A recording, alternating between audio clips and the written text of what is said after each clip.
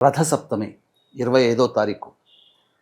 భానుసప్తమి, రథసప్తమి రెండూ ఒకే రోజు రావడం మహాపుణ్యప్రదమైనటువంటి సమయం. ఈ సమయంలో రవి యొక్క అనుగ్రహం కలిగే విధంగా స్నానం ఆచరించాలి. ఈ స్నానం ఆచరించే విధానంలో రాగి బిందెలో లేదా ఏదైనా కానీ బకెట్లో కానీ చక్కగా నీరు తీసుకొని, మంచి శుభ్రమైన నీరు తీసుకొని, అందులో కుంకుమ పువ్వు, ఎర్ర చందనం, యష్టి మధుకము, ఇలాచి, మణిశిల, వట్టివేళ్ళు, ఎర్ర కుంకుమ, ఎర్ర గన్నేరు పుష్పములు ఇవన్నీ వేసి బాగా కాచి ఆ వేడి నీటిని ఏదైనా బకెట్లో వేసుకొని అప్పుడు ఆ యొక్క సూర్యుని మనసులో ధ్యానం చేసుకొని 25వ తారీఖు రోజు సూర్యోదయం కంటే ముందే అనగా అరుణోదయ కాలంలోనే ఆ సూర్యుని యొక్క అనుగ్రహం కలగాలని మనస్ఫూర్తిగా సూర్యుని స్మరించుకుంటూ స్నానం ఆచరించాలి.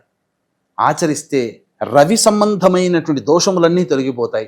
ఉద్యోగం దొరుకుతుంది, తండ్రి యొక్క ప్రేమ దొరుకుతుంది, అలాగే అనేక రకాలైనటువంటి దీర్ఘకాలిక రోగాలు నయమవుతాయి, అలాగే సంపద కూడా పెరుగుతుంది.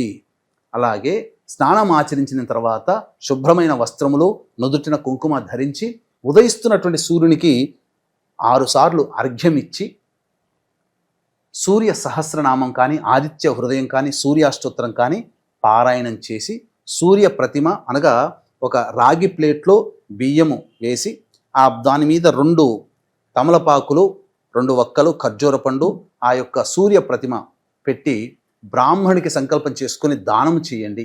ఎర్రటి వస్త్రము దానం చేసినా చాలా శుభము, సకలమైనటువంటి యోగములు మీకు కలుగుతాయి అని చెప్పడంలో ఏమాత్రం సందేహం లేదు.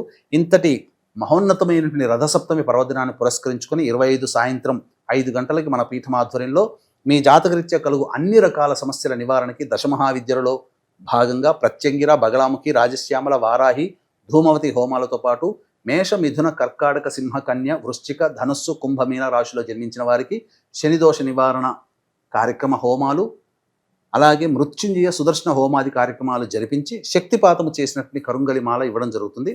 స్క్రీన్పై కనిపిస్తున్న నెంబర్కి కాంటాక్ట్ చేసి మీ గోత్రనామాదులు నమోదు చేసుకోవచ్చు.